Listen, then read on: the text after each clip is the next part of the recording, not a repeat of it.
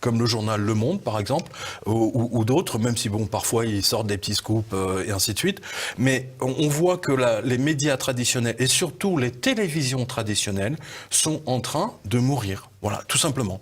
Vous avez des émissions, par exemple, si on regarde les scores sur YouTube. Ce qui est intéressant d'ailleurs, voyez-vous sur YouTube versus télévision qui a une antenne en permanence, c'est que avec YouTube, vous pouvez voir exactement quels sont les sujets qui passionnent les Français.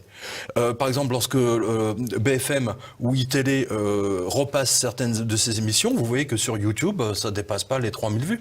C'est très intéressant. Donc là, on voit un basculement complet des anciens médias qui sont en train de mourir, littéralement, parce qu'ils ne donnent plus l'information, contrairement à tous les sites qui ont pris leur place, hein, n'hésitons pas à le dire, et surtout les réseaux sociaux comme Twitter, Facebook, moi maintenant, parce qu'ils sont en train de partir en vrille à cause de la censure, mais Twitter et LinkedIn sont devenus maintenant les principaux propagateurs, on va dire, d'informations qui intéressent les gens, et on le voit d'ailleurs le nombre de fois où les gens les répliquent quand vous balancez une info, que c'est relayé sur 500 autres pages qui à leur tour sont relayées sur 600 autres pages et ainsi de suite, ça fait boule de neige, et c'est pour ça qu'ils essaient de prendre le contrôle de l'internet sans y arriver, véritablement.